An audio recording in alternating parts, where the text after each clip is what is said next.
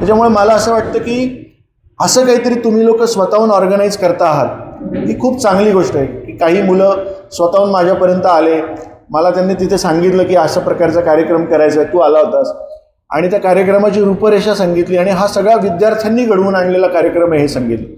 Generally विद्यार्थ्यांच्या संयोजनाची गोष्ट MBBS लेवलला होतच नाही।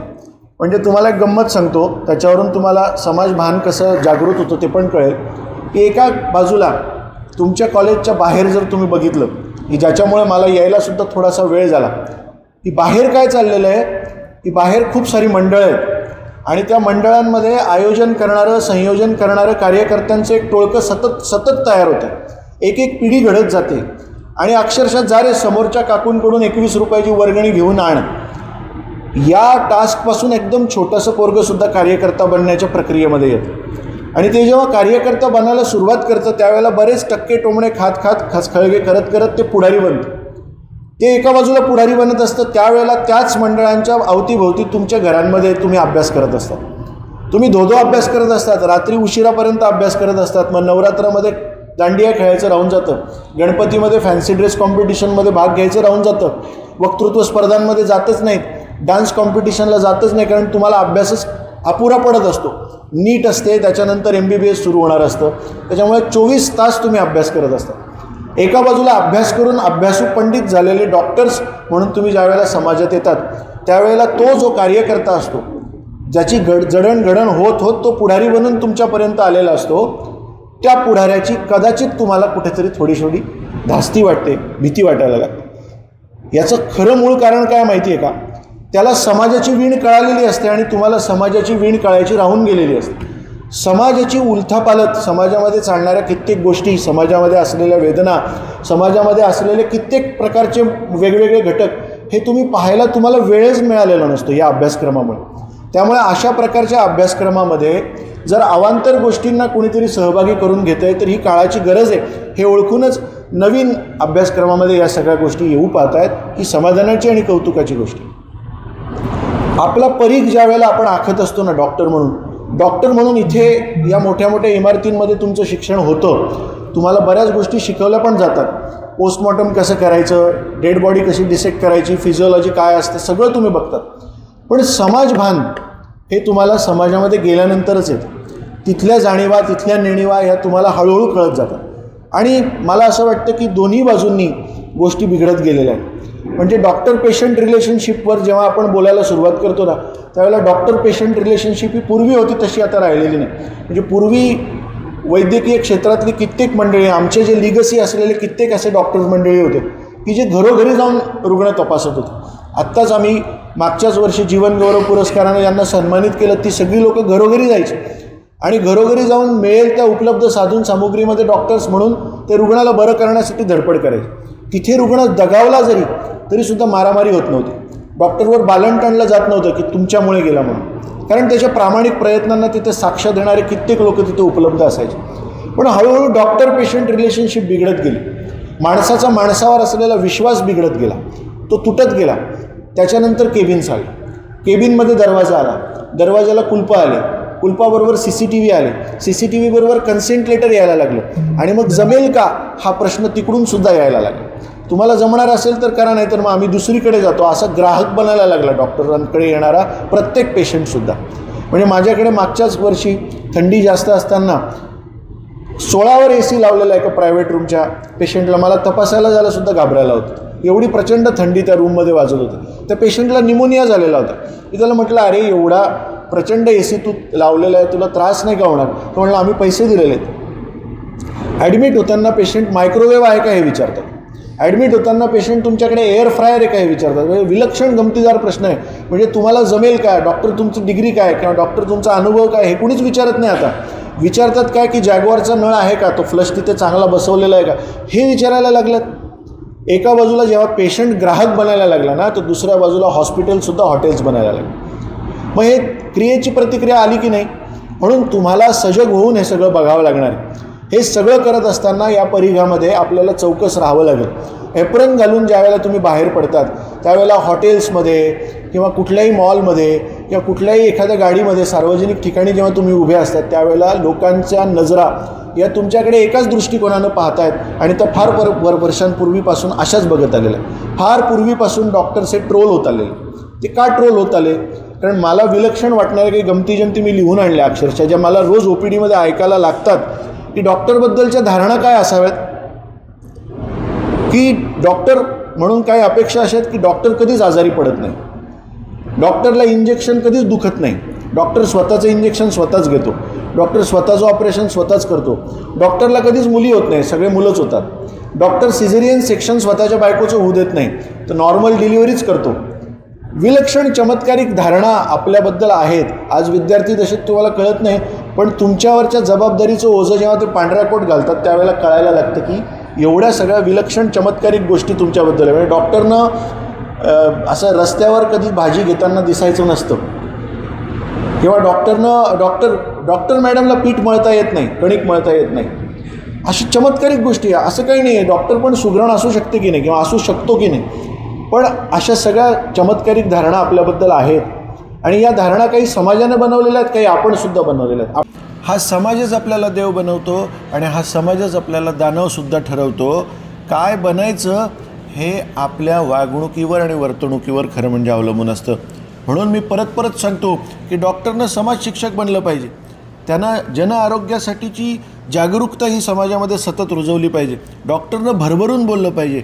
दुर्दैवानं कमी बोलणारा डॉक्टर, कमी संवाद साधणारा डॉक्टर, फक्त औषधं लिहून देणारा डॉक्टर, पानभर औषधं लिहून देणारा डॉक्टर, खूप साऱ्या तपासण्या करणारा डॉक्टर, चष्म्यातून कधीतरी वर पाहणारा डॉक्टर हा प्रचलित होतो आहे. हे खऱ्या अर्थानं धोकादायक चित्र आहे. तर तुम्हाला इंटर्नशिप कशासाठी दिली बरं? तर जास्तीत जास्त पेशंटच्या एक्सपोजरसाठी. बऱ्याचदा त्याचा वापर आपण पुढच्या परीक्षांच्या तयारीसाठी करतो की नाही, इथे थोडीशी गल्लत होते.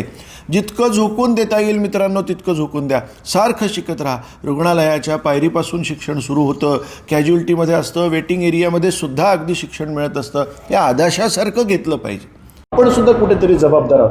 आपल्याला सुद्धा एक केबिनमध्ये आरसा ठेवायला पाहिजे. रोज आपण त्याच्यामध्ये आपलं चारित्र्य संपन्नतेचा दाखला स्वतः द्यायचा आहे. बघायचं आहे की आपल्याकडे दूर कुठल्या तरी डोंगरा दराजवरून किंवा कुठल्या तरी एखाद्या पाड्यावरून जर एखादा पेशंट येतोय आणि तो म्हणतोय की डॉक्टर गुण येतो हमखास, तुमच्याबद्दल खूप ऐकलं म्हणून आलो, तर त्यावेळेला हुरळून नाही जायला पाहिजे.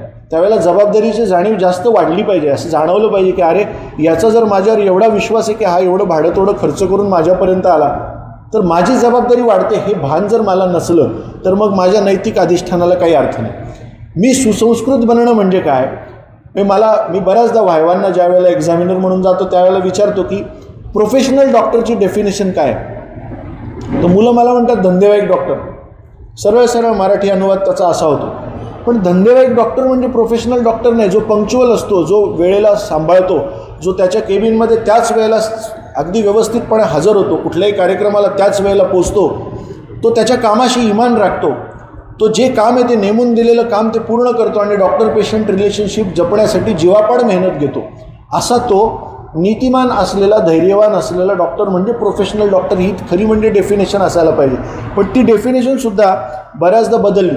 आम्हाला समाजाचा परीघ कळाला नाही आणि तो परीघ कळाला नाही म्हणून मग काय झालं की काही डॉक्टरांनी या प्रोफेशनला काळवंडलं आणि त्याच्यामुळे आपल्या सगळ्यांकडे बघण्याचा दृष्टिकोन बिघडलेला आहे. म्हणून विवेकी बना. तुमच्याकडे येणाऱ्या प्रत्येक पेशंटचा उपचार हा चांगल्या पद्धतीने करण्यासाठी झटा.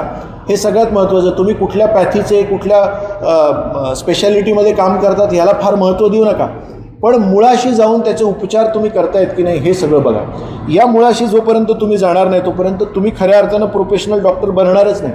अलीकडे जातीचा डॉक्टर असतो, धर्माचा डॉक्टर असतो. तो आमच्या जातीचा डॉक्टर आहे, आमच्या धर्माचा डॉक्टर आहे. मी तुम्हाला क्लिअर करतो की जातीचा किंवा धर्माचा डॉक्टर कधीच नसतो. डॉक्टरची एकच जात रुग्णसेवा, डॉक्टरचा एकच धर्म रुग्णसेवा. हे आजूबाजूला चाललेलं जे काही प्रदूषण आहे त्या प्रदूषणाचा प्रभाव आपल्यावर पेशंट तपासताना व्हायला नाही पाहिजे. हे सगळ्यात महत्त्वाचं आहे. हे जोपर्यंत होणार नाही तोपर्यंत आपल्याला काहीच करता येणार नाही. म्हणून नैतिकता जपणारी जी डॉक्टर मंडळी ती आपली आदर्श असली पाहिजेत आणि त्यांना समोर ठेवूनच ज्ञान मिळवण्याची लालसा ही सतत जागी ठेवणं हे गरजेचं आहे. मला सरतेशेवटी असंच वाटतं की आईबाबांच्या स्वप्नामध्ये आपल्याविषयीचा एक गाव कायमस्वरूपी बसतो आणि तो गाव आपल्याला कायमस्वरूपी आपल्या उत्कर्षासाठी बसलेला असतो. त्यांच्या स्वप्नात कायमस्वरूपी आपला उद्धार कसा होईल हे बघायचं असतं. त्यामुळे निसरड्या वाटेवर पाय घसरून पडण्याची शक्यता ज्यावेळेला निर्माण होते ना, त्यावेळेला त्या गावाचा पत्ता कायम आपल्या उराशी बाळगा, म्हणजे त्रास होणार नाही, चुकावंसं वाटणार नाही. बऱ्याचदा काय होतं, याच प्रिमायसेसमध्ये तिच्याकडे बघितल्यानंतर धडधडायला लागतं, त्याच्याकडे बघितल्यानंतर काहीतरी घसरायला होतं.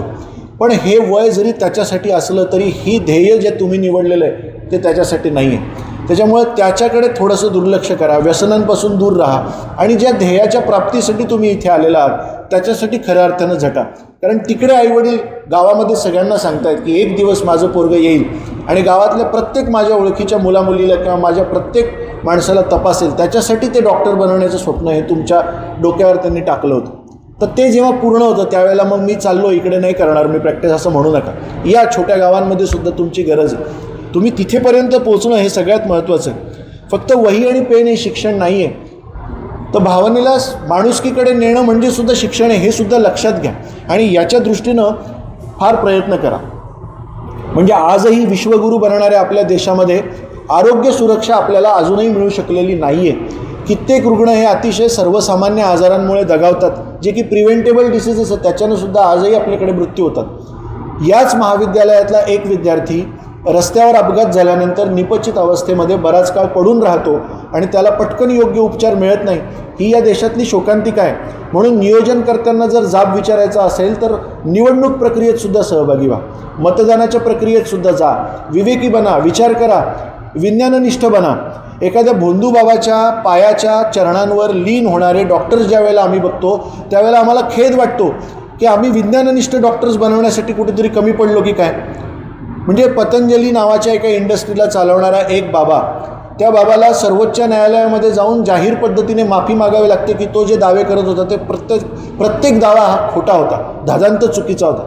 म्हणून कुणाच्या पायावर आपण आपलं डोकं किंवा आपण नतमस्तक होतो ते पाय आधी तपासून घ्यायला शिका. डॉक्टर म्हणून हे सगळं करणं अतिशय गरजेचं आहे. कुठलंही कर्तृत्व नसलेल्या नेत्यांच्या मागे फुटकळ पदांसाठी गोंडा घालणारे डॉक्टर बनू नका. राजकारण्यांच्या मागे अजिबात लागू नका. त्यांच्यासारखी असंस्कृत जमात कुठेच नाही.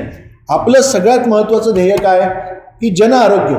त्या जन आरोग्यासाठी झटणं हे आपलं मूळ ध्येय आहे. म्हणून डॉक्टर बनतो तर डॉक्टरच राहा, आजन्म डॉक्टर राहा. आणि हे सगळं करत असताना स्वतःच्या तब्येतीकडे सुद्धा लक्ष द्या, स्वतःच्या घराकडे सुद्धा लक्ष द्या, स्वतःच्या कुटुंबाला सुद्धा वेळ द्या, स्वतःच्या तब्येतीला सुद्धा वेळ द्या. आणि मला असं बऱ्याचदा खेदानं बघावंसं वाटतं, सांगावंसं वाटतं की कित्येक डॉक्टरांना ब्लड प्रेशरची, डायबिटीसची गोळी या लाईफस्टाईल मॉडिफिकेशनमुळे, कारण त्याला तिथे बसावं लागतं, अहोरात्र झटावं लागतं, रात्री झोप होत नाही, त्याच्यामुळे मायग्रेनचा त्रास असलेले कित्येक डॉक्टर्स आपल्याला बघायला मिळतात, जी गोळ्या घेऊन बसतात. त्यांची पोटं सुटलेली आहेत, केस गळत आहेत, ब्लड प्रेशरचा त्रास सुरू झालेला आहे. तर ह्याच्यासाठी स्वतःच्या तब्येतीला सुद्धा वेळ द्या, व्यायामाकडे लक्ष द्या, मानसिक आरोग्य चांगलं ठेवा आणि सोडून द्यायला शिका. माणसं जोडा. फक्त वैद्यकीय क्षेत्रातलेच मित्र मिळवू नका, बाकीच्याही लोकांमध्ये जाऊन भिडा आणि अगदी भिडस्त बना. मला सगळ्यात महत्त्वाचं काय वाटतं की सगळ्या समाजसुधारकांनी जे झाडून पुसून आपल्यासाठी हे स्वातंत्र्य आपल्याला वाढवून दिलं, त्या स्वातंत्र्याला अबाधित ठेवण्यासाठी, वाढवण्यासाठी आणि खऱ्या अर्थानं विश्वगुरू बनण्यासाठी आपल्याला झटण्यासाठी प्रयत्न करण्यासाठी शुभेच्छा देतो. हे एकच असं क्षेत्र आहे मित्रांनो की जिथे पैशासोबत अमर्याद आशीर्वाद आणि भरभरून शुभेच्छा मिळतात. त्या समाधानाचा आस्वाद घ्यायला शिका. तुमच्या जगण्याला अर्थपूर्ण बनवा. का जगलं, का मेलो याचा 4 लोकांना किंमत कळली पाहिजे असं जगा. तुम्हाला अजिबात पिळण्यासाठी मी इथे आलेलो नव्हतो, पण एक मोठा भाऊ या नात्यानं सुसंस्कृत डॉक्टर बनण्यासाठीचा काही आलेख तुमच्यासमोर मांडावा या उद्देशानं तुमच्यासमोर उभा होतो. मला इथे बोलण्याची संधी दिली त्याच्याबद्दल आयोजकांचे आभार मानतो. माझ्या गुरुजनांना परत एकदा वंदन करतो आणि थांबतो. धन्यवाद.